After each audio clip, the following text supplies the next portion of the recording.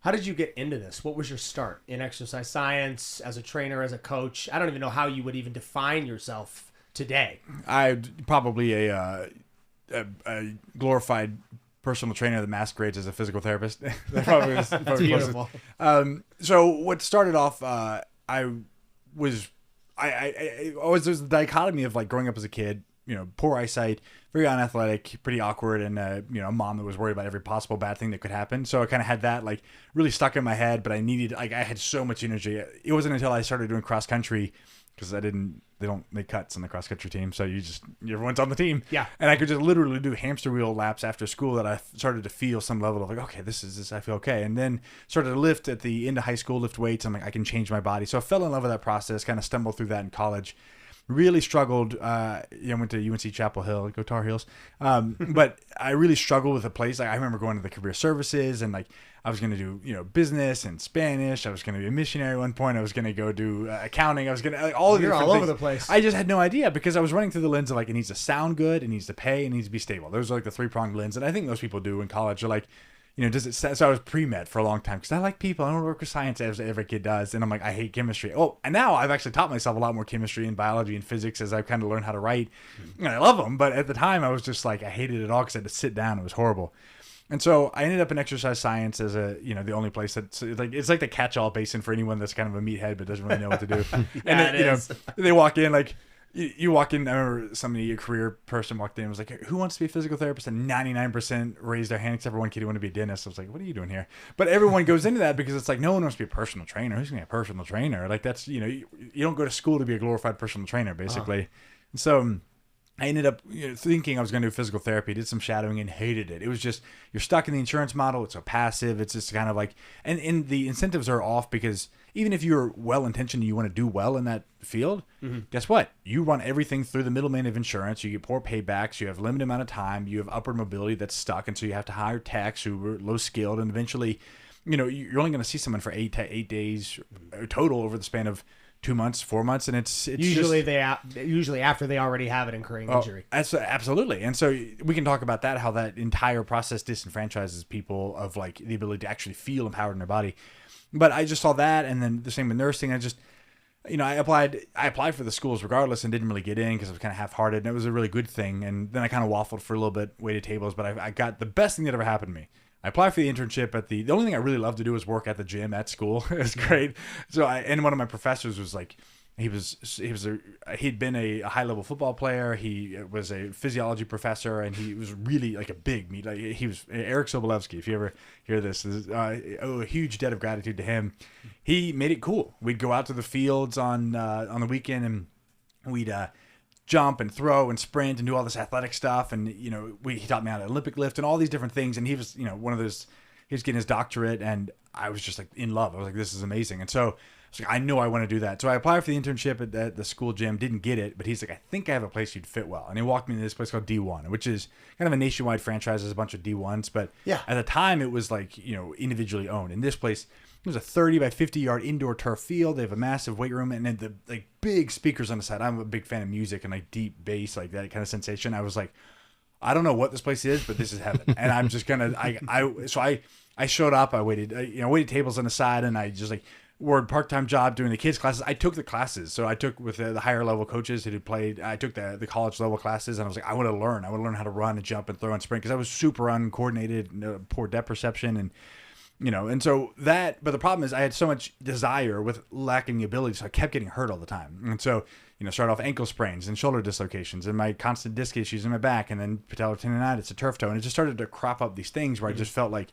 I just got off the ground with like, this is my body, I could be athletic, and then nope. And so the fortunate thing is that because I was so undecided about what I wanted to do in college, all the physiology and anatomy classes you have to take for exercise sports science don't count for nursing, which don't count for physical therapy, which don't count for me. So I ended up taking like 8 different, and this is a 15 different total, but like 8 different physiology and 7 different anatomy. I did a bunch of them over and over again because it was repetition. You kind of have there's biomechanics and all these different like variations of it. So I like was very well versed in that, and then thankfully the first 2 gyms I worked at had partnered with a physical therapist office, so I got a flow of like watching what they would do. I could talk shop with them, listen to constant podcasts and watch YouTube and read things about it. And so that paired with my, like, I want to keep doing this thing, but I don't know how to do it because I'm hurt. So it forced me to kind of confront the more nuanced levels of like the emotional aspect of like dealing with fear, the physiological aspect of understanding, things like fascia and different concepts of how the body moves and how everything's engaged as opposed to like one joint at a time. And then, of course, the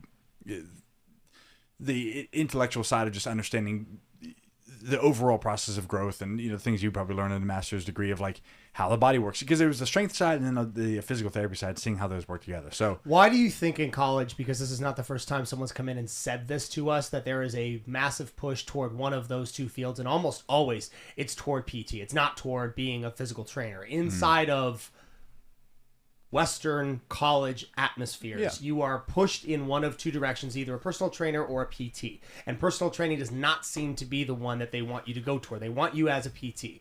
Why is that?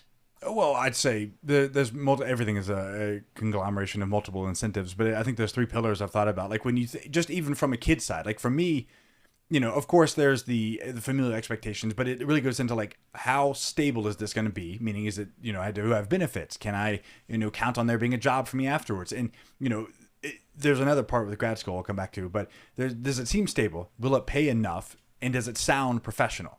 Like when your parents are telling you, we don't have too much of that, like, other countries have more of like that caste kind of class thing where it's like you're stuck in this, you expect you to go there, we're only paying you to go through, you be a doctor and do the best in your school, and your marks in education are the only thing that matter about you. But I do think that as a low level, because there's a low barrier of entry to being a trainer. So like if you wanted to do that, you didn't have to go to school per se. And that's also, well, the grad school is like kind of this kicking the can down the road. So a lot of people, they go through school and they're like, wait, adulthood's coming up, I'll just do grad school for 2 more years. And they think that sounds, it sounds good, and they can continue to kick that can down the road. And then there's also which I think is the greatest, if you want to look at like the worst thing is the professional schools themselves are incentivized on this aspect of like intellectual property. Meaning, if I'm a chiropractic, there's something that it means to be a chiropractor, or an occupational therapist, or a physical therapist, or a orthopedic surgeon, or a MRI radio technician, or a you see how there's now, I think there's north of 1,000 different medical specialties. It's like everyone wants to claim a certain intellectual property, and so this is what it means to do this thing, and this is the schooling I went through, and this is what I'm able to do. And then of course there's a litigious nature of you did something outside of your scope, you're not supposed to touch that person. So you see both those, both the pride side of like, this is what I did this school. Look at, and so that with that comes a worldview that you are shaped, because as a physical therapist, you're going to see certain problems and certain ways to treat them that are different than a chiropractic, different than an orthopedic surgeon, different than a cardio, a heart specialist, or whatever you want to see. And then all of that is the fear side, which is, ooh, yeah, I definitely do the dry needling, but I'm not going to crack you because, that guy could get sued for that kind of thing. And so you see those two create this like, the walling off of a silo, a professional, like alphabet soup behind your name. And eventually what that gets away from is an integrated way of seeing the body. And now you get doctors who don't know nutrition, nutritionists who don't know exercise who don't know physical therapy, physical therapists who don't know medicine. And it's like, okay, there is value in seeing that. But if I'd say from the educational front, there are people that need to go do studies. And so like, from the university side, you do need to have prongs of people to go out and like are the edge of the spear in these different aspects to study things and look at them.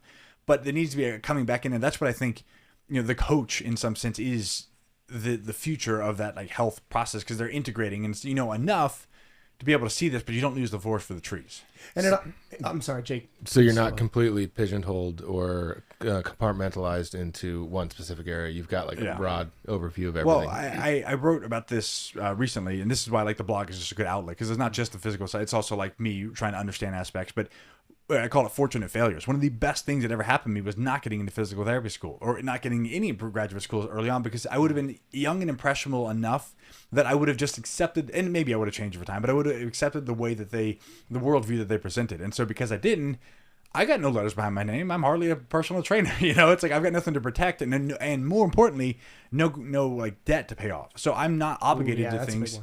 So I was very grateful. I waited tables and was able to afford, rent and that kind of stuff. And then I just wore stretchy pants and coached kids classes for long enough to learn. And that turned into you continuing to like self-educate and eventually moving out to be around the guys and the Power Project, because it's like they got coaches coming in and out every single time, and I'll travel. Like I'll travel and go and learn from people, and like, you know, just ask them questions because I got nothing to protect. I got no, and so for me that's been helpful to develop.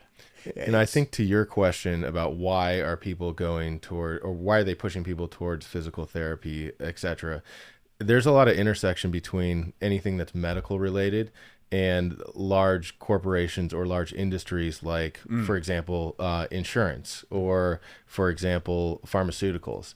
So those are all relevant to a career track that's in the medical field, whereas personal training really doesn't intersect as much with those large corporate. It's a good point because it's almost always cash based. Personal training is almost always something Private, you pay for out of pocket. It's private, and even further, you could take it even a step further and say most of the personal trainers that are worth you paying to be your personal trainer or coach are going to be in a private practice. They're not going to take insurance. It's just the way that it is. It also seems like it's a big disservice because as the coach, as the trainer, you should be the first line of defense against someone ever needing to set foot into a physical therapy office. Absolutely. You should have a knowledge base that's containing a bandwidth wide enough to avoid injuries, or at least help someone avoid injuries that would end them up in a PT clinic to start with. So this is something that in the fascia series, by the time this is out, I'll probably have this piece up. But one of the things I really talk about is like if fascia, because you've heard of fascia at this point now, but it's like, you know, people that talk about it, it's the thing, it's the greatest thing. It's like, yeah, it's important, just like bones, just like muscles, just like organs, those pieces. But it's like most people have rarely heard of it. And so the interesting question is, well, if it's so important and so integrated and so part of everything, then why have I never heard of it? And I think this is an unintended casualty of the left brain, you know, myopia that we tend to do with is like, if you've ever been in an airplane, you see, oh, there's nature, there's mountains, there's beautiful things. Oh, wait, there's plots of squares and circles that are just, it looks like the earth got pimples or something like that. It's like, and so there's this productization and categorization that we like to do, which kind of takes the wildness, the wilderness, and puts it into boxes and squares and neat, you know, 90-degree angles. And so things that we can control and absorb. And so if you start thinking of things in terms of products, so, you know, you have an ACL, that's a product. So meaning from an insurance perspective, they need to be able to say, this is the product that we offer. This is how much this costs. This is how much we're going to be able to, because they need to be able to put it on a spreadsheet. What are spreadsheets? 90-degree angles, boxes. And so if it has to go down to, you know, this kind of accounting thing at the end, then somewhere along the way, you start off with this thing that was a very rough-hewn, weird, unruly object, just the way it was, a human body. Just we are the shape, you know, we are this like very incredible system that has to be put into a number at the end of the day, like a number which is a bit, zeros and ones in a box and square. So every little chip along the way takes you and starts to beat you. And so if you could think of every medical professional, everything from like not even the medical side, but even like shoes. They take your feet and push them in the thing. You know, compression clothing, like they squeeze your body. So everything from the food we eat that has now been, you know, like just even a little bit of fluoride in water, just to keep you safe. A little chlorine over here, you know, a little bit of plastic here. And so everything is just chipping you down to be able to say an actuary can tell you how much your life insurance policy is worth. And so they're trying to put a number, but if you could just imagine that the human thing, this baby, that's just kind of like, you're this little ball of mush cells and stem cells and pure potential that you kind of grow into. As you grow into the shape, there are constant forces that are trying to chip and put you all the way down like, yep, this is how much your life is worth. And so then, and again, it's, you can read into that an incentive of dark, ominous things where there's forces out there and like this kind of conspiratorial aspect, maybe. But I also just think that these are the rising tide of incentives that if you're not, because when you go to physical therapy, how do you know, work with something that's fascia? Well, there's fascia lines that connect the plantar fascia to your pelvic floor all the way up to your tongue. You're gonna, how many sessions do I get to, remodel that? It's like, so you start to see this as like anything that is not productized. And so then, of course, you see the amplification of this when you get money involved. So like you look at medical product companies, surgery is a product. How do you know surgery is not good? I don't know. Let's find out after 20. We'll see what happens. And so by that point, someone's been trained in it. They have a name after it. There's an insurance model for it.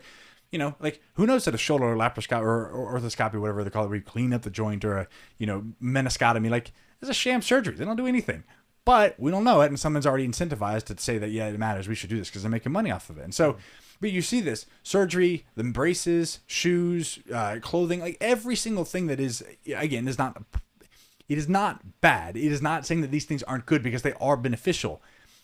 Sometimes, yes. But sometimes they're not. Yes. Sticking with the topic of shoes, because this was certainly one I knew we'd get into. Yeah. I've held the belief, some semi-recent belief, I'd say probably maybe 4.5 years old.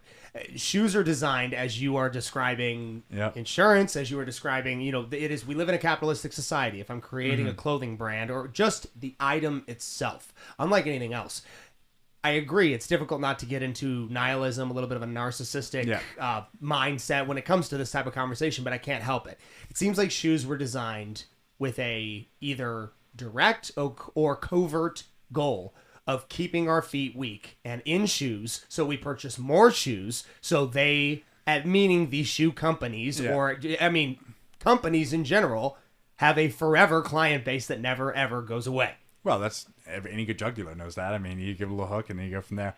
So we can go back to the history of shoes. And so you look at, like, historically, shoes would have been, ceremonial, and because the only material you have would have been leather or plant, like in that sense. Maybe some wood, which is plant, but it's not very comfortable. But it would have taken time, it would have taken effort, it would have limited your capacity. So it would have been a ceremonial thing that you do to either worship the gods, you demonstrate ceremonial, there is a distinction of I'm covering up parts of my body, or I'm wearing something that is awkward or somewhat unwieldy to signify something external. So there's why you see all kinds of body modifications, that piercings, tattoos, all that stuff. Yeah. Neck lengthening, whatever. It's like not beneficial. Not beneficial per se in some capacity, other than the signaling it is in the social status. So you have to see that's where it starts. And so then eventually what you start to get in is the status games start to expand. So we have more money. So, we have sports. And so there's sports, which are a type of work. And so you see shoes as technology become a thing. So we start to use and manipulate our environment. So I have shoes that allow me to walk on hot surfaces or sharp surfaces. Okay, then I'm willing to accept a trade-off between my capacity in order for the extended ability I have because of technology. And so you start to see that exchange where you see the Romans were the first to use chiral shoes, which are not your hands are chiral, so if you put them together, they're symmetrical, but they're obviously opposite. There's a mirroring. And so the Romans, they put hobnobs on the bottom, and they use like the first cleats. And so you start to see them using them for tools that give their shoulders more traction. They can cover more ground further. So again, weapons of battle. So like you start to see the tools. It's like, for daily life, for hunting, that kind of stuff, it's different. But if you go into war, then I need to protect myself. And so you see shoes as technology for protection start to emerge as the battlefield starts to imagine, the people start to develop. And so you see that. And so, obviously there's always this interesting incentive between the status and then like the actual use case, because when it comes to the military or stuff like that, like, does it grow corn is the most important thing. It's like, that's at least the buffer you would like to think, because the military that prides itself too much on chivalry and on parading around and looking good is going to get destroyed by the ones that train. Like this whole Spartan 300 kind of thing is like, that's literally the story behind that. It's like, we all only train, you guys are out there trying to honor the king of Persia. And so, but you see this, okay, so that's the background history. Then as you get industrialization, you have people that move together. Well, the thing that people don't think about when you move together into big cities is people poop a lot. You have animals that come in, they poop, they die. There's a lot of, before you have running water and good waste management, you get a lot of muck and a lot of dirt. And so you start to see shoes as another tool, protection. And it makes sense when you get these large things that you want shoes that are protected. Now, again, you still have to remember that there's the technology aspect, but then it's always, always, always in the umbrella of pride and signaling. And so the people who can afford shoes are going to have paid for shoes that are made with different materials. They're going to have different colors. The height, it comes up at the ankle. The elevation of the heel that signals power and prestige. All of those things come into. So what you see now is, okay, there's still the same thing, technology or signaling, but as we have more money, more wealth, more access to material, we're just seeing it bright. So in the same way that, the lower class now, whatever, I hate to say it like that, but I don't know a better word for it, will walk around in Air Jordans or whatever because they can, it's cheap enough to send them to China and they can make them. So you don't see anything different. You just still see this expansion of that. And so what you forget is that at the very beginning of all this stuff, the signaling was to show you were different. With the Chinese, with the foot binding, it was aesthetic. It was to show that you could afford to do this because you were high enough in power, you were close enough to God, you were close enough in terms of your status, your class. And so you get that. The point is not to be functional in these things. And so the problem is that people don't think about this as very animalistic things. They want to be in the tribe and be up in that aspect. And so you do see a divergence of this in some places where you want people that care about their ability to move.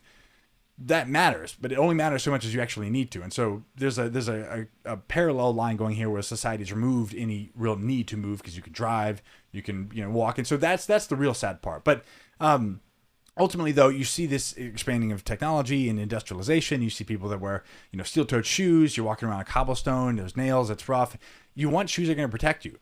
The hard part though is that you have to untangle those aspects. If you think of remember, it feels opposite to go backwards against technology, so to speak, to find the wildness of humans. Because in order to fit into society, there's a sacrifice that's made for that.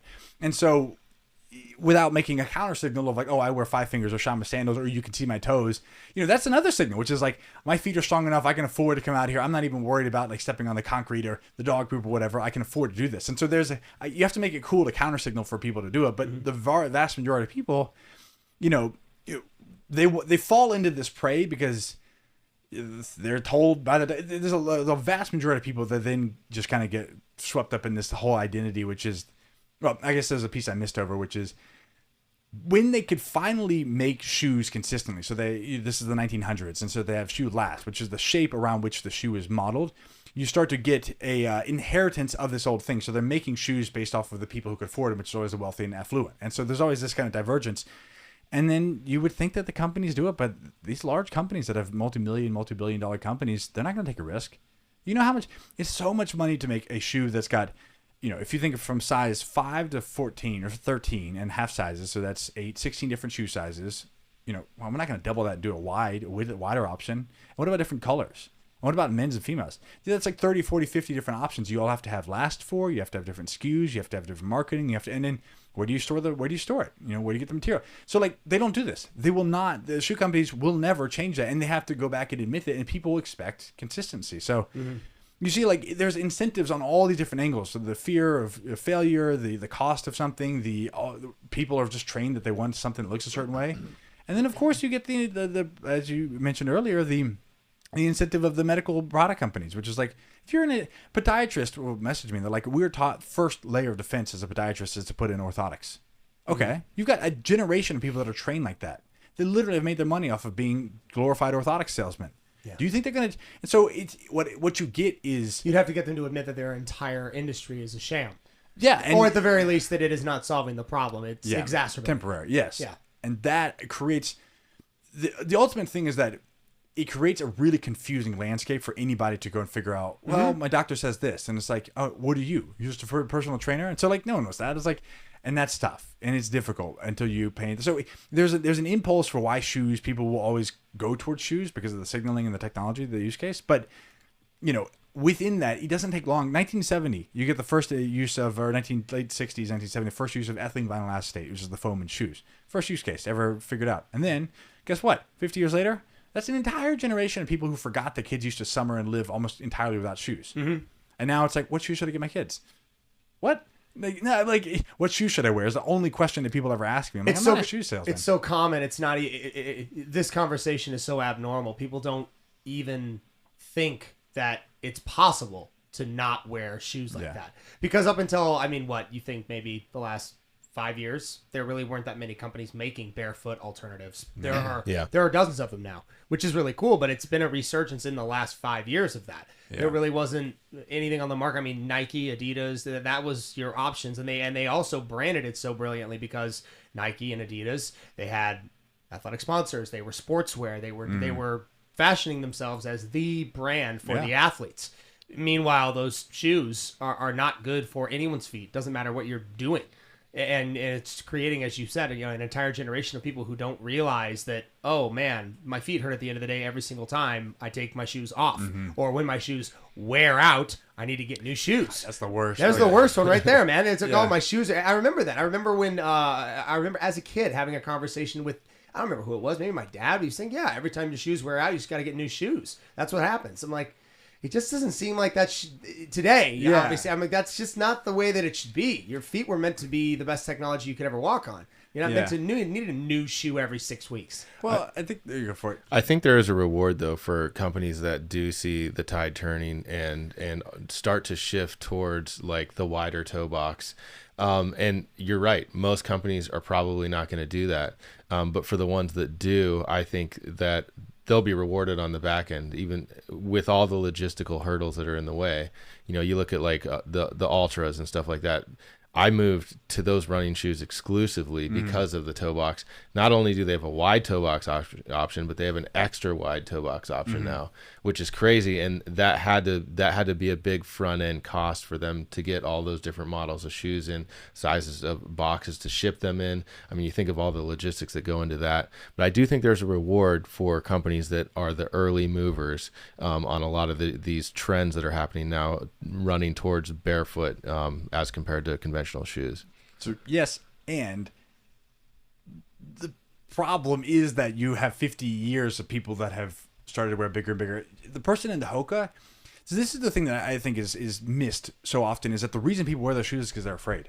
They're afraid. They literally feel like if I stepped off that curve too fast, if I jumped up, like they feel they've been told their feet are fragile. And so how long does it take for that to manifest? Is their body doesn't do well in stasis. And so yes, there are those, but it takes a whole generation of people that have there's a willingness for people to embrace. This is the crazy thing, is that it's not just about the shoes. It's a decision between comfort and ability. You know, it's like if I give you the option to do the comfort thing, you know, and that's what gives me hope. Is I do think of like the evolution and change of humanity, so to speak. Is like we go through this weird thing where we have technology, we don't know what to do with it, so we go crazy, like a little teenager that figures out makeup for the first time, or like teenage boy that figures out Axe body spray, and then it's like you kind of like, oh, there's technology, and now we're developing. I mean, Vibram 5 fingers. They're 20 plus years they've been working on that project to get, and those things are phenomenal. I mean, like you just to be able to have different things that are synthetic that can wrap and make it comfortable to actually fit to it. So it's weird to like. You went to a thing that was a necessity. Like if you could choose comfort or not comfort, like you're going to choose comfort any given moment of that day, especially when everything else in your life is so difficult. And it's been conditioned with you for so long. It's also very uncomfortable for someone who's been in traditional shoes for the first 35 years of their life to then make a decision. And I've done this with my clients too. It's a concept I'm really workshopping with my clients who do want to go barefoot. I tell them to periodize their footwear. I tell them, like, look, you need to know that if you just go to Shama's right away, you're going to feel very, very sore. Your feet are going to be sore for a little while. In fact, your feet will probably be sore for a long while. Yeah. But you need to know that's why. It's the same way your muscles atrophy. It's the same reason why you can't just go deadlift 300 pounds. You are not capable of doing that right now. You've never, you haven't been training for it. Your feet are weak. You're not supposed to tell them I'm that weak and I can't deadlift that much weight, but it's okay. Well, so what I think is interesting about this is this gets to a deeper the why, and I think this is so much of the suffering we have is because people lack a codified why in their life. Because essentially, when you're saying you should wear these shoes, like why, and then people struggle with that because they go, well, because it's better for your bodies, because this, that. It's like, but the immediate thing is it's uncomfortable for me. I don't like it, and it hurts. And all my needs are met in the society that I'm in. And so they're like, it takes kind of a weird, there's only like a 20% of people, I'm sure there's like a 20, 60, 20 thing where 20% would never do it no matter how bad it was. 60% will just kind of go wherever the flow goes. And 20% are like, yeah, I want to be the best I could be. You know, the 1%, so to speak, they want to aim towards that. And so what I think is interesting is that you have this question of like, why? And so you have to look. What I dislike is that the conversation around most of the foot stuff is that you get people who just like feet as good enough themselves. And they're like kind of I'm not saying a foot fetish thing, but like there are people that is the weirdest thing I never expected to get into. Is a lot of people message me really weird stuff. Like, I'm talking like, I can only imagine. I didn't realize people like lick your toes, but it's people are into it. Anyways, side hustle, which is there, but I haven't yet gone there yet. So the point though is that like there is this, people will talk like, okay, there's a myopic focus on, you get a part of the message is, oh, your feet should be healthy, they should be barefoot, it's good, but they don't know how to see the body as bigger than that. And so okay, if you think about, and this is like the tensegrity versus the compression thing, if you think about the body as a compression system. So, for instance, you think about a house. You think about this house. There are walls that have studs that are use gravity to press down. If you took the space, well, obviously we use screws and glue and different adhesives to hold it together. But if you took it to space, it would fall apart. Now, that is one way of looking at the body. And with that, you're going to think, oh, that beam is rotting, or the roof is sagging there. So if the roof is sagging over on the right, it's not here. But I'm saying if the roof were sagging, you would think, oh, the stud is there. I need to fix that. So that's what you think in the body. My right knee hurts.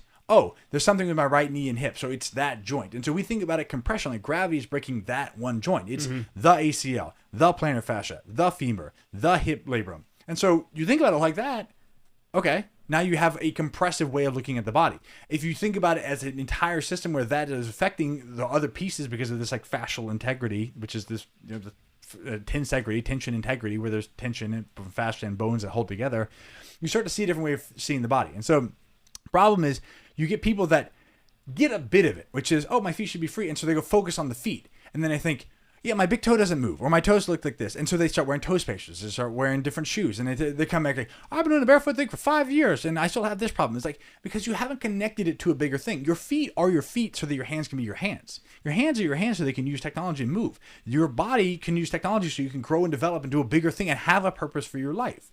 And so that's what the thing that I got started with and took off, because everyone on social media loves simplicity. You're the foot guy. You're the barefoot sprinter. You do the, it's like, how do I fix my bunion? How do I, and it's, I will start that. But I realized I had thousands of people go through this program with their feet, and then they get stuck. And I had a bigger program. I could go learn to run and jump and throw, and it's like they were afraid. And so that led to the bigger thing of we need to connect this to a bigger thing. But the caveat there is that you cannot stick into the why. This is, people want, it's the left brain thing. It's the part of our brain that wants to go and make the, you know, this beautiful grassland into like boxes of, you know, crop friendly agricultural plains. You go, well, you should be able to run. Why? Well, because it's like a human thing. Okay, what do I need to run? Like, that's you see this is what I can't stand when people in the comments, oh, I don't need to sprint. It's like, I was like, it's not about being able, it's not about sprinting. It's about being the person who can sprint. And so people go, oh, I don't need to sprint if my dog's running away. Like, I don't, shut up. Like, you're missing the point. It's not about the thing you do. Like, I've been working on a backflip recently just because it scares me. It's not about being able to do the backflip. It's about the person you become in the process. It's not, for me, do jujitsu. Like, I've had a bunch of shoulder issues, and so that was scary. And I told my friend, it's not about being great at jujitsu. It's about learning to trust your body. And of course, when you're younger, you have other incentives. I'm going to be the best. And no, you're not. Like, every time I walk to a jiu-jitsu competition, I see some 6'7" ogre that's like, yeah, if there was no rule class, he would destroy me. He could be out of shape and do it. So there's this humble reminder, we're never going to be the best. And it's not about being the best. It's not about the technical cue of grip the bar harder, because eventually that technical cue will be wrong. It's about the thing that you learn about yourself in the process of exploring in that direction. And so there's a tension back and forth. And so ultimately you look at people and you have to say, what's the point of, you know, wearing barefoot minimalist shoes? To feel your feet. Because if I firmly believe that the thing that causes pain, irritation, discomfort, fear, or make us feel fragile is the direct area of our growth. How do we do that? All right, we set an intention to learn. We focus our attention on it. And then we monitor our breathing to make sure we're in the right cadence of optimal development. And then our physiology changes. And then we have some new pain. And again, because what you miss is the fact that people think that the works are going to save you and you're going to find perfect ultimate peace when you're the best. It's like, how many great world-class people that are still miserable and commit suicide do we have to have before you realize that being at the top of the mountain is all relative and is not going to make you happy? Mm-hmm. But the process of having a challenge and working towards something that to feel discomfort, just to have something to overcome and develop, is part of an experiential aspect of being a human. So, like, I think for most people, the first step, literally, pun intended, is to look at your feet. Look at the thing that connects you to the ground. Because even if you're wearing minimalist shoes, if you have I don't like minimalist shoes. Like, I like Shama sandals. I like my Vibram 5 fingers, and there's a handful. I don't mind having a little bit of padding. And this is one of those things that I've definitely softened and understood more. Is like, if you have any separation from your foot to the ground, you are no longer having the grounding exchange. So it doesn't matter. You can be a mess. Look, if it's rubber, if it's plastic. Even in Shama sandals, you still... well, they're rubber bottom. And it's not a knock on the shoes. It's just the nature of, like, this is physics. You know, yeah. the electrons do not transfer. Mm-hmm. And so it's just, remember, it's like, you know, I like Shama. I think I call them barefoot maximalist shoes. So I think it's a step below minimalist, which are like the Zero Vivo. They're fine shoes. People love them. Mm-hmm. But I'm like, just remember, it's still a closed toe box. It's still putting your toes in one thing, and it's still wearing socks. So for all you know, it's just less comfortable. And it's like, you're not getting the grounding exchange. You're not using your toes. So I love my Shamas because your toes are free. You can feel the air. There's more to it. So it's not nothing. Yeah. I like my Vibram 5 fingers because I think that's the ultimate gym shoe. You can grip like I'm wearing work gloves if I'm going outside. Ultimate grip. So they're use cases. But nothing beats being barefoot, because you have to be mindful of the ground you're walking on. There's a reason all the sacred texts and religious texts, when you get to a holy spot, you take your shoes off, to be mindful of where you're stepping, to feel the ground, to look and to be connected to the texture, the firmness, the texture of life. Mm-hmm. And I think that's where you can start with your feet, because from that, you now develop a remodeling stimulus that starts to move the fascial pieces of the entire body. You start to feel things differently. You have a grounding exchange that lets your electrons find homeostasis. I mean, there's so many things. And so I think it's such an easy way for people to move, go from very conventional shoes to ultras to some type of minimalist shoe to like just being more, it's overcoming the fear of earth, wildness, uncertainty, unpredictability, which is every time I step in my ultra or what do you call it, Hokas, I know exactly what I'm getting. And when people don't realize it, when they are getting orthotics, when they're getting bigger shoes, when they're getting bigger mattresses, bigger couches, better air, they're really trying to move to stability. And that's fine because stability and comfort, it gives us some space. Kids need a little bit of comfort. They need mom and dad to be there. Homeostasis. Yeah.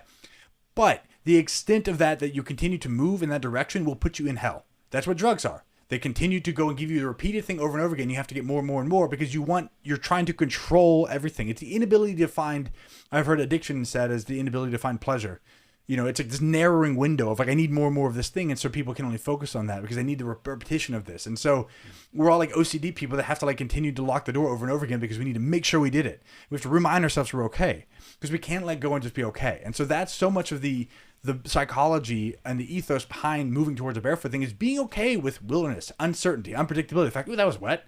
To feel wet, to feel it. You know, how many people will never go outside because it's raining? And so that I think is, it's not about being, because guess what? I think once you have a kid and when you grow up in this kind of like, for me, I'm a suburban kid. Will I ever be like Tarzan? Some of these guys I see, running around in nature, hanging from trees, just fully embodied, like tribal screams. No, I will not. I missed the window for that. I'm not going to speak Russian fluently. It is what it is. There's a loss in that. But the redeeming aspect is that your body will always change. And so it's not about the place you end up. It's about the directional intent you have to get there. Does that make sense? Mm-hmm. Yeah. Yeah. It seems like it's very indicative of a lot of stuff in society, not just what we wear and the type of shoes that we end up in. It seems like there's an obsession with comfort and a lot of fear and a lot of anxiety and all the disorders. And I'm hearing you sort of connect all of this stuff is all kind of related to one another. Yeah. And a fear of walking without shoes or a fear. People are just kind of afraid of everything. Which is crazy. If you think they're afraid of everything. Afraid of everything. That's like being afraid of God. It's like, I'm just used broadly. Like if you think, what would God be if you were defined? Probably everything. I'm afraid of everything. Afraid of everything that they cannot control. And you realize self-consciousness, being aware of yourself and seeing how little you can control. I got air coming in, but guess what? I can't control if you have air in the room or not. It's like there's so little, and there's a humility of existing in relationship, and we don't like that because it reminds us of the fact that we're going to die, and we hate that. And so, like it's being afraid of everything. It's just any stimulus, anything that's uncertain, anything. And so we tried to that's trigger warnings, hate speech, all these things. We try to put rules and to protect us from the bad stuff. It's like you end up in an insane asylum and padded walls that are all the same color, and even then, it's like you're afraid of the fact that gravity exists. And so, it's like.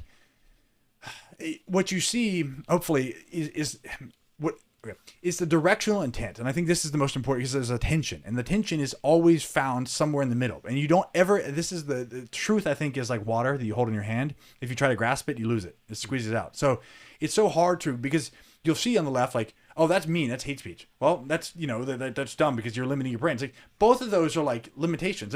Anything that someone criticizes misses the point. And so if someone says you should always be barefoot, I don't know. Sometimes it's nice to wear shoes because it's like I'm walking on grass. Like there's some places I walk. I'm like, yeah, I'm not dogmatic enough to be like you should never wear shoes. But I'm also like, your feet are okay. We existed for however many thousands, millions of years without shoes. Like we're okay. Like don't fret. You hold both of those in your mind. And functionally, you mentioned that being intentional with where you step and where you walk is something that we lose when we wear big hiking blocky shoes. I find that just from the.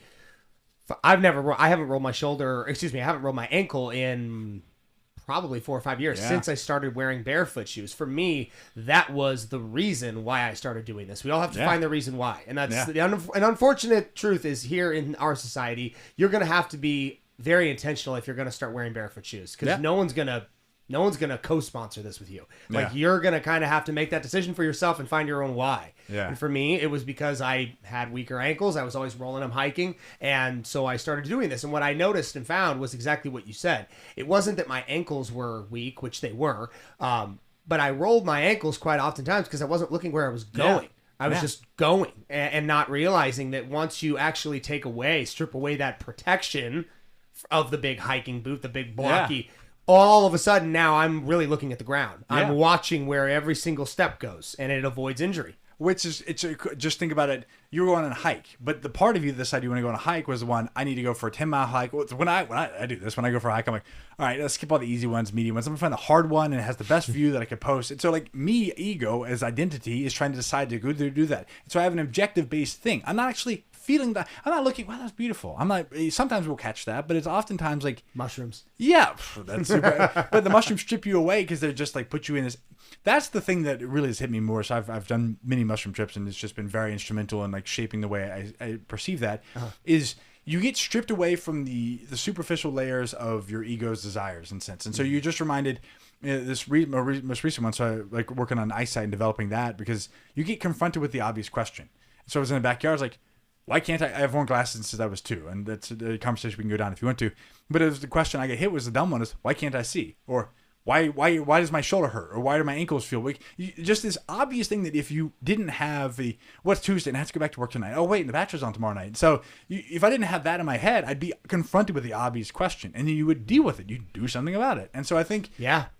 That to me is ultimately why I do you could call it physical therapy, but it's really, I don't know what you call it, but the thing I care about helping people because I think pain, it's for most people, pain is the first call to action. It's the first call to adventure. It's the voice, again, to use a phrase that is so broad, don't add specific meaning, but just use the voice of God calling to you is like it's pain. It's something from within you is interrupting this thing that you're like, oh, I wonder if she likes me. But then I just, you go on this back and forth of like how many times you got rejected on Bumble. It's like the voice of God is calling, said, "Ow, what was that?" And now it's like you're.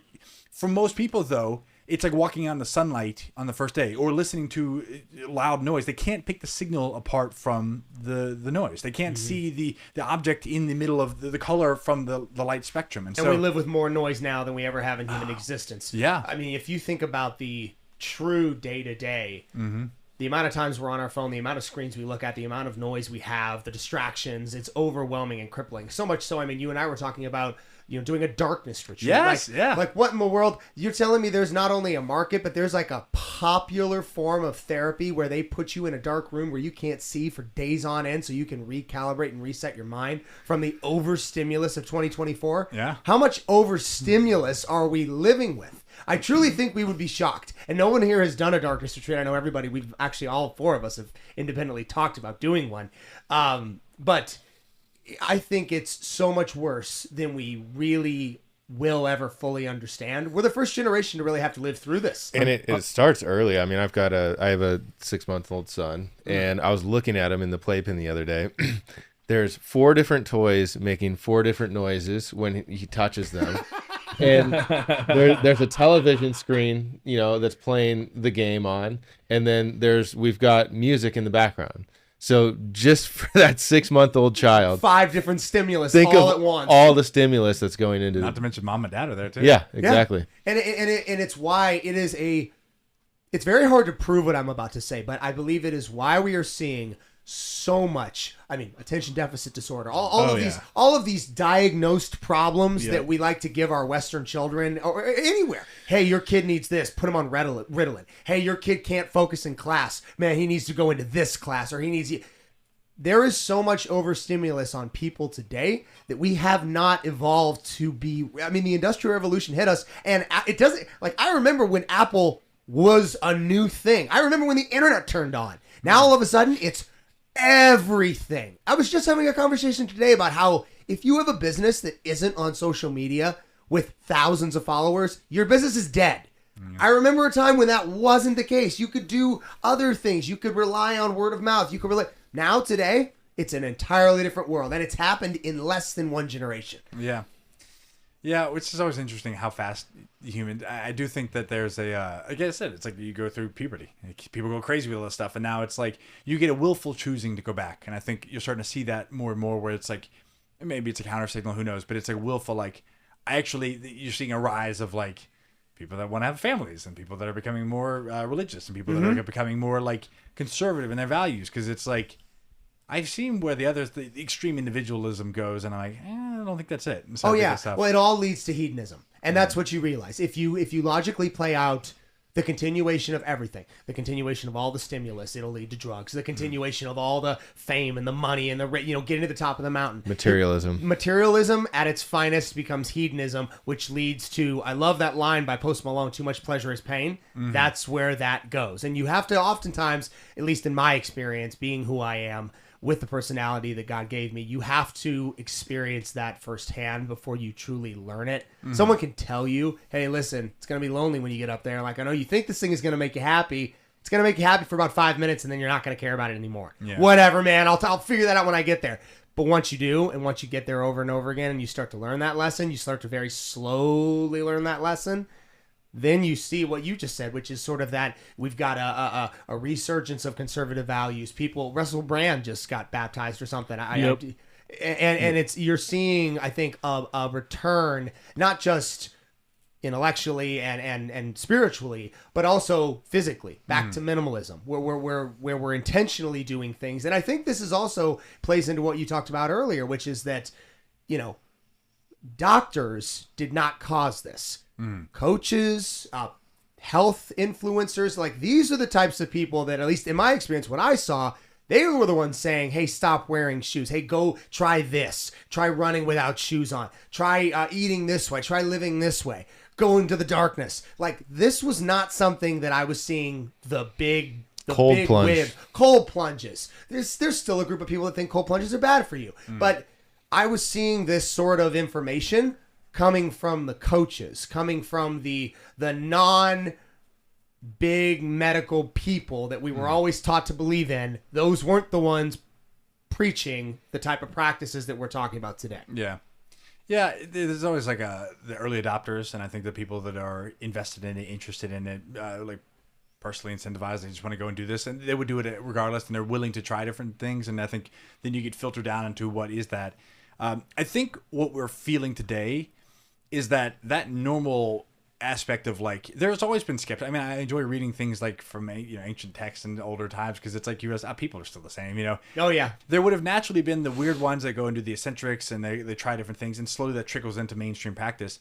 I think the problem you're seeing today is that the people who are on the front stream that are still experimenting have a voice. They can just say, do this right now. It's like, yeah, but there is I do not dabble in nutrition at all. I just think it's a religious outlet for most people, and it's a toxic battlefield. But people, no one's more devout about telling about preaching about their new diet than the person who's done it for 2 weeks. It's like 2 weeks or 3 months. It's like, do that for a year and then let's talk. There's a level of like, so I think about this in terms of like tissue. So fluid happen. Well, first off, electrical, like you can have ideas and change rapidly, right? But then don't tell me but your body is your walking resume. So you can say, I've changed. I believe this. I'm not. Like, okay, cool. Let's wait till your body catches up. Like, I've given up. I'm not going to eat junk food anymore. Okay, but you're still 100 pounds overweight. I'll believe you when you lose it. And because it's not that you don't think that the person is capable of it, but you say, look, it's electrical impulses change first. Then fluid, you can move quickly. Then muscle, you can remodel quickly. Then or superficial fascia takes a few days, so you can start to remodel and change. And that's then you get muscle, which takes a few weeks. Then you get deep fascia, which takes a few months. Then you get bones. You start to look at like the bones take months to remodel, and nerves take years. So the idea of like you're a new body every 7 years, so to speak, is all your cells remodeling. It's like your body is your living resume. And so if you truly believe it, that's fine. Words matter. That's okay. That's a signaling thing. But your body will tell me what you believed for the last 6, 5, 10 years. Oh, absolutely. So we form assumptions on people when we just met. You and I just met out in the front yard less than an hour ago. Yeah, but you have that grip, man. You have that forward. Yeah, you've been training. And that's okay. Perfect. You could not have literally just illustrated my point with what you just said. Shaking someone's hand, interacting with them face to face. I'm going to know a lot about you from those eye contact. Yep. I'm going to know a lot about you in the next 15 seconds when I see you for the first time. I'm going to form my opinion on you based on that. And I'm going to definitely see, hey, this person may be brilliant. This person may be awesome in their field. I might know they did this, and this, or they scaled some incredible business. But if I meet them and they're 75 pounds overweight, or they're, they're, like you said, not shaking my hand, they do that little dead fish thing, or they're hands are cold. Hands are cold. They're kind of sweaty. Maybe they're a little bit disheveled or dirty looking, and that's going to tell me a lot about somebody. without even saying a word, notice that we haven't even spoke in this hypothetical situation yet. I haven't even said hello. Yeah. Just walked up and shook my hand. Yeah. That is quickly gonna form an opinion of you in my mind. Yeah. Well, I think there's a level of there's two sides to go from that. One is I did think there's like you can learn something from somebody in 3 seconds and in 3 minutes. 3 seconds, you get a first impression. That's a deep level of like body, like dog sniffing.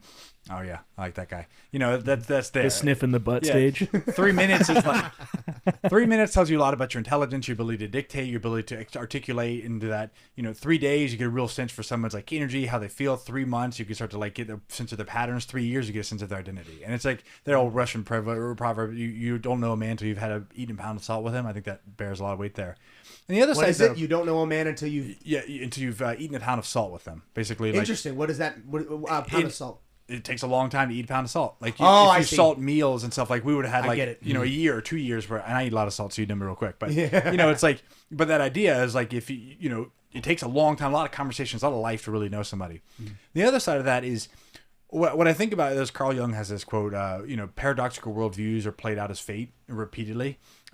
Something close to that. So I probably butchered the quote, but the point is, when I meet somebody that knows all the stuff but doesn't do the stuff, meaning they're a doctor that's overweight, or it's like a foot doctor or a podiatrist is on, it's like they have paradoxical worldviews. And so I do think that there's something deep in the sense of like, we talked earlier, like why, why. It's like when you know your why, when you know your intention, when you know what you are focused on, because there's a French philosopher, a French poet or something years or centuries ago wrote this idea of attention is a moral act. And so, the one thing I can claim to fame as terms of like my little equation I put together is intention, attention, breathing, physiology. And so like the one thing we can really control, we can kind of control our breathing and movement to an extent. You get in a cold plunge, you're going to feel that real quick, and then we can regain that. But I think the one thing we can control is our intention. So what we want to focus on, and your intention sets your attention. So if I'm intending to be here fully present, like to have a conversation with you, my attention is fully here,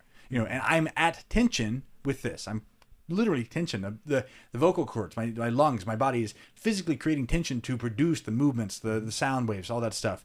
Then all I have to focus on is my breathing, because my brain wants to go and, what about this? What about that? That's pretty color. And so there's the monkey brain that's there. Especially in here. My highest self is focused on where I want to be, what my true calling, where my attention needs to be. So my intention is set, my attention is focused. How do I keep it in there? Just pay attention to the breathing.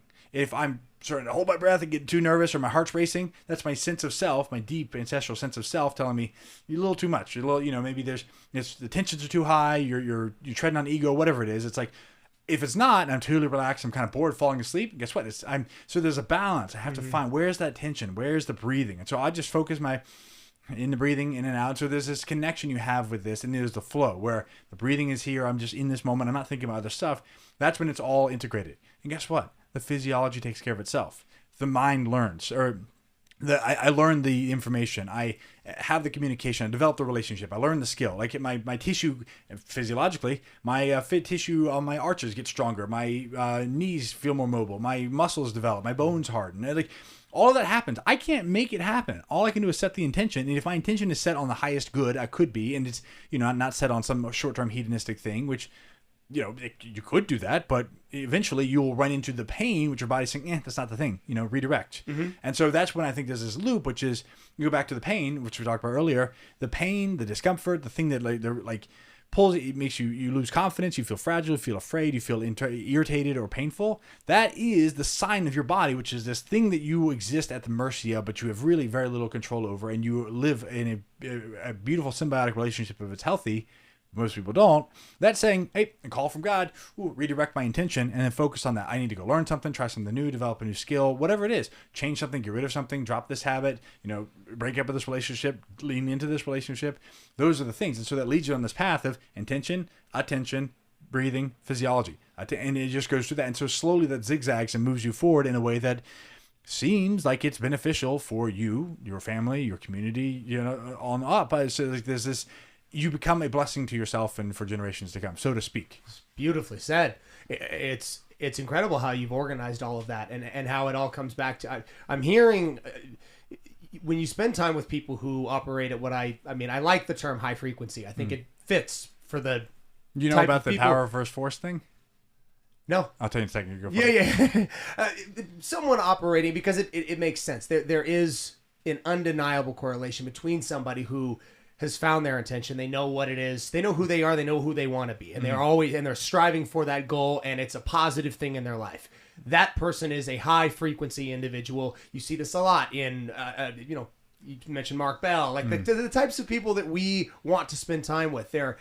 They're passionate in the pursuit of their field. They're successful. They've done all these things that are really well, and they've kept themselves, and their body is reflective of that. That's a high frequency person to me. Yeah. But somebody who's missing that key component, doesn't have that goal they're striving for, or maybe they're complacent in a job where they're like, yeah, I'm fine. I make my 9 to 5. I go home. That's it. I'm happy with that, and that's the height of my pursuit. I don't need to go any further. That seems to be, if I'm hearing what you're saying correctly, somebody without a high enough intention will run into the problem and dissect that wonderfully organized relationship that you laid out, and now their body will often respond by signaling through pain. And the only way you get through that is to numb the symptoms. And so that's where you look as like, I do think people, you've heard the phrase of two minds, they're kind of divided, which is goes to the Carl Jung thing, which is, paradoxical worldviews. Okay.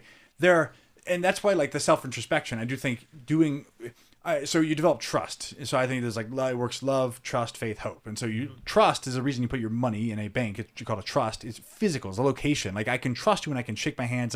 Like that's why injury is so disrupting for people, because you lose trust. I can't even stand on one foot because, I can't raise my arm overhead because my body feels like I can no longer trust it. And so what do kids, I think about this as the way kids develop. As they start off as an infant, you start to open your eyes and you develop a little of a close near vision so you can see your mom's face, and then you figure out where food is. And then you learn how to brace your core to lift your head, and then you learn how to segment your core to roll over. Then you learn how to put force in the ground and balance. You learn how to walk and stand on one foot. You're developing trust in this system is coming online.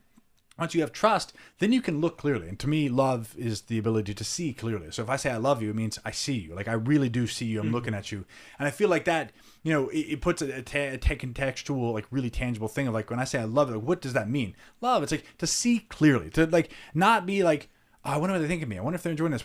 No, those are all, like, me things. Like, I'm just looking solely at you. On mushrooms, they give you the ability just to look purely and just see things. Oh, that's so beautiful, and you see the beauty in that. And beauty is potential. What is potential? Just who you could be. It's the truest expression of you, were you not divided by these infinite amounts of other things. It's a beautiful way to describe what it does as well. I'm exactly the same. I echo your experience, especially when it comes to psychedelics. It strips away from me. What it does is it strips away distraction. Yeah, it strips away ego. True. And you truly do appreciate things that you otherwise would just kind of look by. And that gives you the ability to have faith, which is faith is when you go lift weights, you're acting in faith. You don't know you're going to gain muscle. We know because a lot of people have done it and they've studied it and they've got they can show how.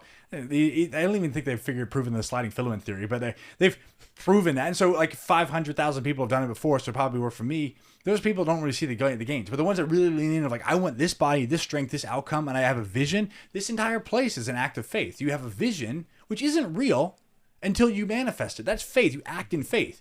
And where you get the direction is hope. And hope is the positive. It's like seeking out into the cloud of the ether with an antenna. That's somehow like, if I set my intention that I want to move to the highest thing, something will ding. And the beautiful thing is everyone has a different slight antenna, different live experience. It'll manifest in a different way. So you get this trust, love, faith, hope, and you work in this that kind of a parallel way. That's why I love podcasting, because I get to meet people with different antennas who are doing things that have nothing to do with me. But it's a shared spirit. It's a kindred spirit. Yeah, and you can come. You mentioned the concept of the flow. The flow of a conversation is very, very real in a setting like this, where you are channeling one another's energy back and forth. I'm learning from you. You're learning from me. It goes back and forth. And that is something that we've really come to appreciate in the time that we've been doing this, because it's like free mentorship. You get to sit down with someone, and you mentioned, you don't really know someone until you eat a pound of salt with them. Yeah. You can carve that time down a ton if you sit down and have, in what other setting do any of us sit down for 90 minutes and do nothing but talk to one another? Yeah. It's a loss, and I can speak personally. For me, when I started doing this, I noticed that I really had to refine my ability to sit down and converse with someone. The ability to stop talking and listen, the ability to retain what they say and then form an articulate response and then build on that even further. That's a very... It's such a dance. It's a muscle. it's a muscle and it's a dance though. It's like a song. It flows. You know, you ever try to talk to someone that is not on the same frequency as you, and it's like two different instruments. It's like a ukulele and a violin trying to like flow together. Yeah, and every it's time not I want working. a date. Yeah. Oh, that's the worst. Oh my goodness. I have horrible first dates. I have a horrible. Yeah, we have some hilarious stories about Oh that. man, first, can we just all admit? But first, I mean, first dates, just as a concept, and this is not anyone's fault. This is just the nature of their existence. First dates are a disaster. Oh, yeah. It's an interview where you're being fake and they're being fake, and you're trying to like, oh, do I like their fake? I'm going to show them kind of who I am, but not all of who I am. Yeah. I don't like, it's just, ugh. So the founder of Bumble came out, I think within the I last heard week, this, and she said the future of dating is my AI dating your AI and seeing if they're compatible before we ever go out. I hate that so much. That's so depressing. The greatest misconception of that whole thing is that you actively can express yourself. Like my AI, how do I know it's not just? I mean, maybe you can tell more about you based off your like true actual. The real question would be is like if it's your true AI that really knows your search history, and where you're spending money and all that stuff.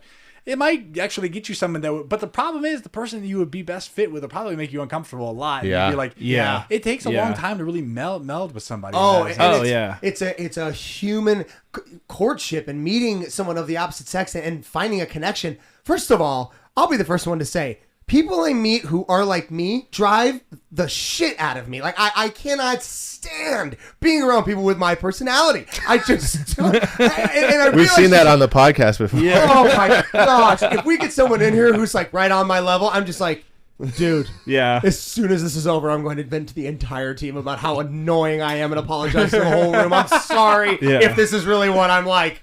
But that's why the beauty in attraction does not. It's not AI generated. It's not like, oh, I bought this, and this. I love fitness. I love comics. Well, let my AI generate itself go find another girl who loves fitness and comics, and she's for your best friends, maybe. Like if you need someone to do shared activities with, then yeah, probably, but not. But that's what's so interesting. I have found people who have my same interests that I find attraction to. Yeah. But I have found just as much or more attraction to someone who has none of my personality traits, who has other personality traits that I lack, and brings those in. Someone soft-spoken, someone much more empathetic, someone who's a much more, just conscious person of their emotional state. All of those things that, me as a, bumbling ADD machine doesn't have. That's great. You know what's interesting? I think the dating app thing is the right direction for the wrong industry. One of the things I think about a lot is people really suck at friendships. Like it is really hard to maintain friendships and like do the work to maintain, especially when you get in a relationship. First thing you go, your guy friends for a lot of people. And Yeah. But if you took the dating apps and were like, I want to find some guys who love, these are my favorite podcasts. I love jiu-jitsu and running, and I live in this area. Can you find me 5? Like there are probably a lot of guys that you'd actually really, and if you could use the dating app to meet friends, that would probably work really well. I think you can. Bumble, but no one does. But no one does. That's what I think is interesting. Grindr, right? Because Have I been doing it wrong? That's how we. That's how be a Jake bet. Oh, dude, you would crush it on Grindr. Yeah, you could. You got that whole bear thing going. Yeah, that's it. You're with the small guys. Yeah, Dude. dude. All the gays love him Yeah, more than anyone else I've ever met in my whole life. You know what the weird thing is? I keep reaching out to these guys, and they're always like 5'4", and they're really skinny, and like I don't know why, but maybe whatever. Who knows? It's it's very, very weird to think about how people form relationships and how it has. We are already. I mean, I've been on dating apps. I've done it. You're already halfway to AI. Like we're already sort of a cyborg. Like we are using these apps. Most people that we know who got married in the last 5 years, they met on the internet in some way. And everyone's fishing with a weird lure. Everyone's fishing with a lure that's not themselves. Non-committal. So when you actually finally catch the fish, you're like, I got the fish, I got it. But it wasn't through your authentic self. And you're like, oh, crap. Like, they don't like me for me, you know? Yeah, definitely. And that's what that AI is. Yeah, I will say I'm getting married next weekend, and Oh, heck yeah. congrats. Congrats. That's thank cool. you. 2nd Let's time, go. 2nd time around. I'm two-take Tuttle over here. So Hey. yeah, but I met her at Mark's place, and it was one of I'd done the dating apps it was like 2 something years ago. I did 3 years ago something. I did 3 years. I did the dating apps. You know what? I don't know. I was way too open and honest on the dating app thing. I had like nobody. I have a buddy of mine who did it, and he had like dozens of girls in his messages, and I'm like, I would go in and talk to him like, man, I had nobody's messaged me. He's like, yeah, you want? Like, he was just like ghosting women. I'm like, what the heck? I was like, are we on the same thing? And so it's just horrible. I went on like 3 first dates, and it was just a total flop. And so I was like, but eventually I was like, yeah, meet somebody in person. So I kept, but it was because I was going, and there was a lot of I traveled across the country to go do this thing, and then I ended up being in a weird. I went outside of my bubble because I was 2 years living by myself, just working, developing, and that was fine. But it wasn't until I was willing to step outside the bubble and meet her, and even then, it took a few days of like we trained and worked out at the gym for me to start to get to know her and work. Because, like you said, the person that you will. It's funny because the person we think we want is generally an amalgamation of the things that we think we suck at, but who says we're even aware of all the things we suck at and we have to work on? So the blind spots we don't have are generally the things we most need to work on are almost always in our blind spot. And if we were aware of them, they wouldn't be our blind spot kind of thing. Yeah. But it took a few, we'd work out together for a few weeks, and then I got to know her a little bit more. And, there's just, and people change. People really do come out, and it's like, we put this like feeler out of like, this is the person I want because I think it'll reflect well on me. And we have this like so many paradoxical worldviews, and it's really tough, but it does require being out in the world and doing things. And it's weird now that people do that less and less. And so you have less friends, you have less contact points. So like we did meet in person and develop, but it was one that like, I had just kind of made a weird decision of like, I'm going to go do this thing. I put my gym on hold, put a lot of stuff, and moved across country for 5 weeks. And then it got me out. I didn't have friends. I didn't have I didn't have a routine. And so once you get out, you could be, right down the road from someone. People for years, for centuries, have met somebody and had decently good relationships, have been happy and fulfilled without the world at their fingertips. And it's like, but we don't even know our neighbors. We live this, at least the neighborhood is nice, but like you live in apartment buildings where you share walls with people and you don't even know their name. And it's like, how many people do you actually like, but you have to get outside and do that. And that's the comfort thing too. It's like, it's difficult, which I do think that's the interesting thing about relationships and like love per se. It's because of all the things that we are able to kind of forego, is like if you were to talk to a human that existed hundreds of years ago, they'd be like, well, you just sit inside all day? You just look at a computer screen? You just eat, like there's things that are nice and we're so used to them. They're like, yeah, but when's the last time you watched a sunset? Or like you did cool things like there's so many things that we've kind of given up as people in a sense in the pursuit of comfort. And yet, the one nagging pain that seems to always get people is like, I'm lonely. I want a relationship. I want to be held. And it's like, it's so funny because that is the sticking point. That I think the last thing that would ever get people into the matrix, so to speak, you get them with fake food. Already done it. You get them with fake clothing, fake fabrics, fake lighting, fake all this stuff.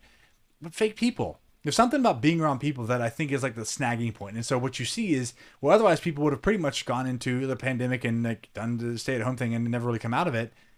A lot of people like they want that love, they want that romantic impulse. So I think that's an interesting. The romantic impulse is like an interesting thing that still gets people out. Was you and your fiance on the same frequency when you guys met? What do you mean by frequency? Like just like I don't know. Did it just click? Did it when you first met, or was it just like, oh, let's just be friends? We'll work out for a couple weeks and go from there. So I'll say it this way. The first day I met her, I'd recently taken Jordan Peterson's The Big Five survey. Kind of like there's, are you familiar with that? It's like the Big Five. I haven't seen this. Jordan Peterson, yes. There's openness, there's neuroticism, so there's industriousness. There's like 4 or 5 categories, but one of them is openness, is like your creativity and your openness. And I happen to be very high on intellect and openness, which is just like ability to retain information, ability to have like conceptual stuff, very high, and she was very low. And so I was like, not gonna happen. Literally, that's how I was thinking about it. I had this like idea of like, here's my personality, it's mapped on this thing. And our so zodiac signs aren't compatible. Our zodiac signs weren't compatible. Side effect. I wouldn't have. I just did notice that, but it's funny because people like they don't have any intuitive ability to trust themselves. So the thing that made a difference though was, I was there, and so I kept hanging out, spend time talking to her, and it was interesting. I was like, I like her, and there was a level of that. But one of our mutual friends just made it like, oh, when are you going to ask her out? And so I was like, I like to do hard hikes, and she doesn't like to hike, and I'm very open on this thing, and she's not. And so those are definitely the frustration. Like if I looked at the frustrations we've had in a relationship, it's because I'm just sitting there, what do you think about these kind of concepts? And I'll sit there and talk for an hour. She's like, she's great at listening.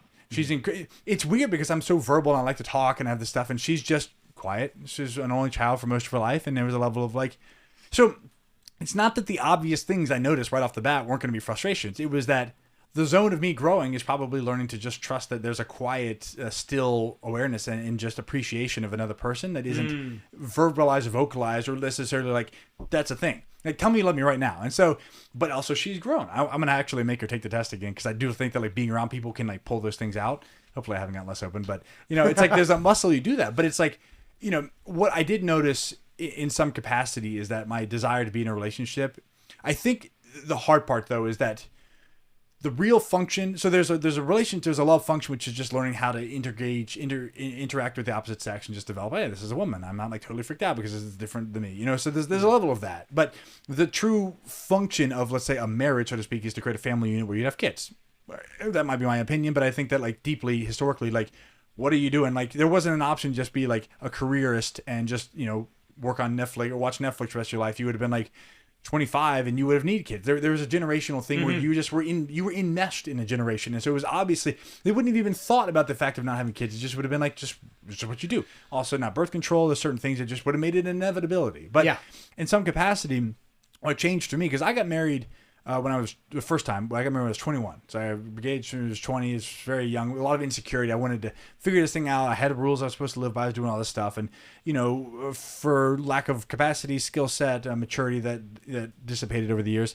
And so, you know, I spent it for 2 years really just being single, being by myself. Was just like, you know, I was like, I just want to develop and grow and just pull back. Because I realized I jumped so quickly into this thing, which is one of my most popular blog ever. It's called Don't Get a Dog. It has nothing to do with dogs. It's about the fact that people are so insecure with just being by themselves that they go from being a kid to going to college and like doing this stuff to immediately, I'm out, get a dog. They don't even take 6 months to just be unencumbered by some obligation. And if people don't realize with a dog, it's like, that's, there's 10% in the back of your mind all the time. You have to feed it where it's going. And I'm not saying that dogs are bad at all. I love them. They're fine. But people get them and they don't realize that's a 10, 15 year commitment to another living thing that is always now you can't travel, you can't do this. And if it's badly behaved, guess what? That ruins your life. And so the same thing with the relationship. So I never taken time just to be like in the, let's call it the self space of a sensory deprivation tank where I don't have energy of somebody else constantly influencing where I'm at. I'm just, alone. Yeah, alone with yourself. Yeah. So I had just coming out of that 2 year thing, and so part of it, what I realized is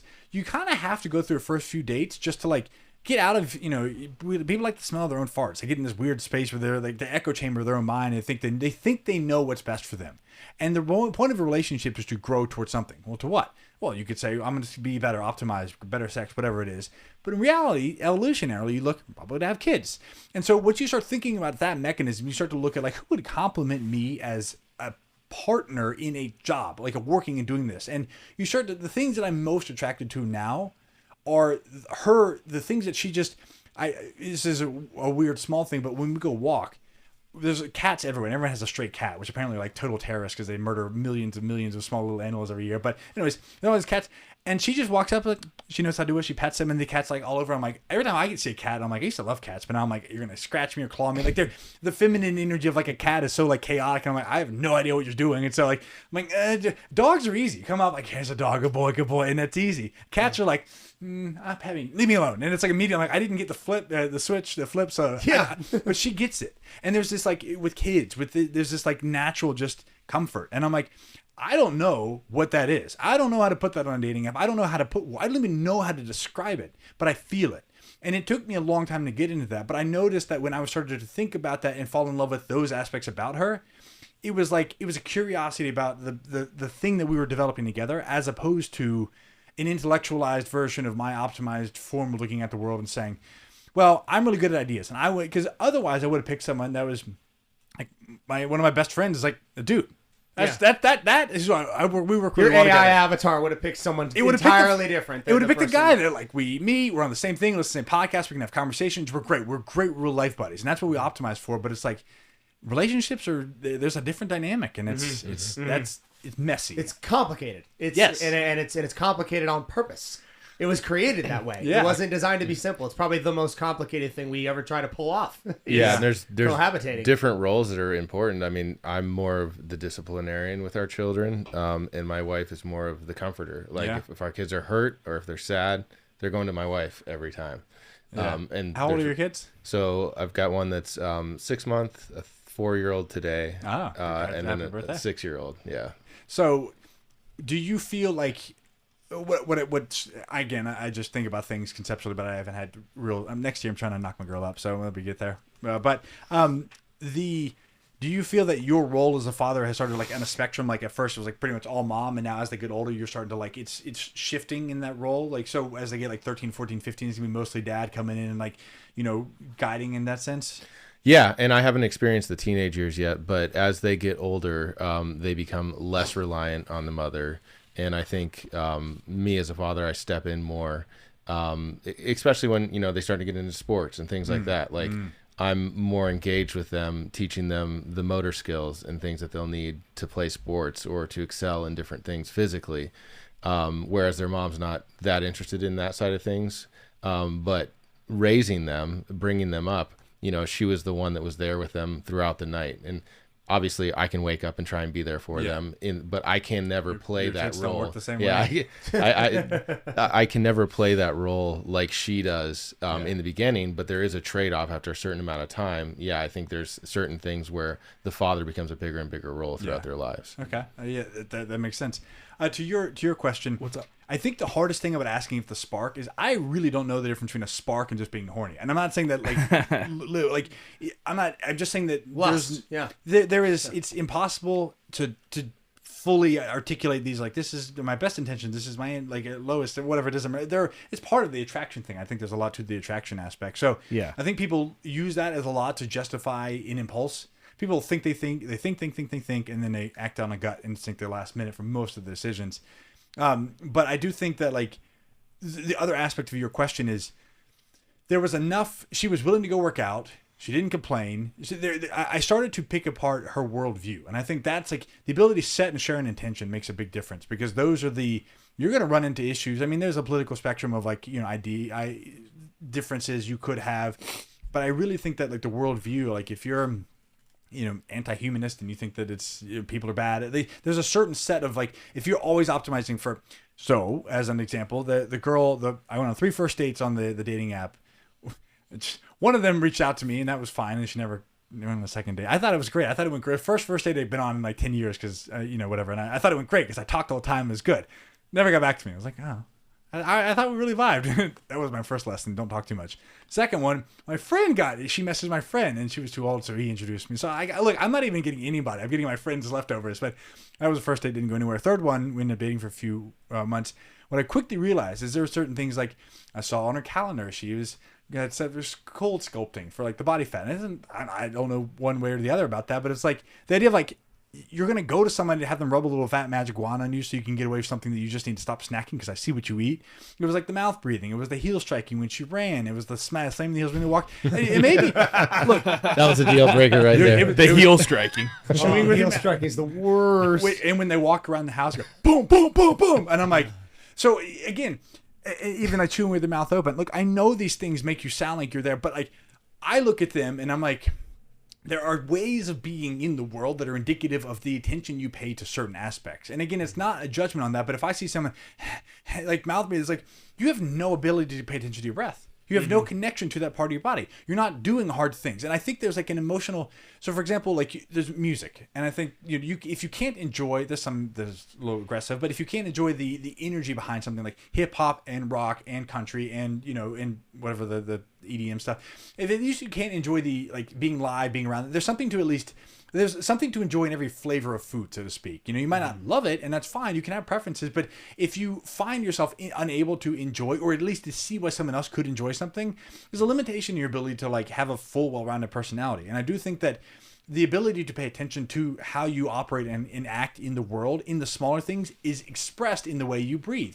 Do you hold yourself together, the poise you can engage? And so those things show a difference in worldview. And I'm not saying that the way she perceives the world is wrong. It would just be more towards the comfort side. But for me, in the will and sacrifices I'm willing to make, which is what you talked about earlier, it's like you make trade-offs in these things that you choose to give up comfort for some long-term better gain. It's a sacrifice. And if you're willing to make a lot of sacrifices and your partner isn't, and this is the caveat on that, if you're at different levels, you will constantly be frustrated and you will have a moral right, so to speak, in the way you feel about it to hold that.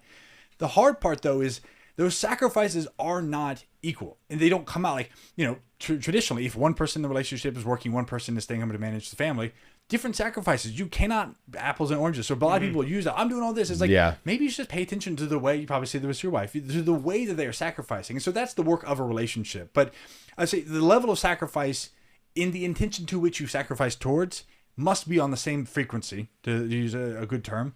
That if you don't have that I think is what people are looking for when you click, but you have to be aware of what you're looking at, because I do think you can tell a lot about how someone shakes their hands. If they're coming in and like, if I walk in and I see it, for me personally, a lot of makeup, fake things on them, a lot of perfume, there's a disconnect from your body. You can't smell yourself. You can't, you don't even know what you look like. And I'm not saying that again, this is the important, you can't latch onto a technical cue and say that this is right or right. I'm not saying it's bad to wear makeup or perfume. I'm just saying those technical cues in combination give me some sense about what you perceive your role in the world is and what you want, what your intention is. And, again, you can counter signal by walking around with BO and open end and, hairy armpits. It's like, there's a unique balance that you will find attractive. And I think that attraction, if you've done self-reflection on what your intention is, will give you some level of like, yeah, that's probably a good person I want to get to know. Mm-hmm. Yep. That's awesome, man. Well put. Graham, thanks for coming on, man. Appreciate it. That was fun. Yeah, thank you. That was a great Appreciate one. it, man. That was awesome. And talking. Anybody who wants to work with you or do something with you, where would they go? Instagram? Instagram. So it's at the Barefoot Sprinter on Instagram, YouTube, TikTok. It's the Daily Sprint is the blog. It's on Substack. And then basically the program, the only way I work with people is I have a process of working. It's called the Unbreakable Academy. You work through and you reconnect with your fascia, your muscle, your skill as like kind of base pillars to just reconnect and feel your body. And then you put that into work with some like functional training. And I have a whole process built out for that. Sick. Very awesome. Cool. Thank you guys so much for watching that episode of Becoming the 1% podcast. If you like the content and you want to see more of it, hit the like and subscribe. Activate that notification bell as well. We really appreciate it. If you guys want to see more of it, we actually have the Becoming the 1% Instagram, and the podcast is available on Spotify. For our socials, we have Strict Vision Athletics on Instagram, we have it on YouTube, and we have it on TikTok.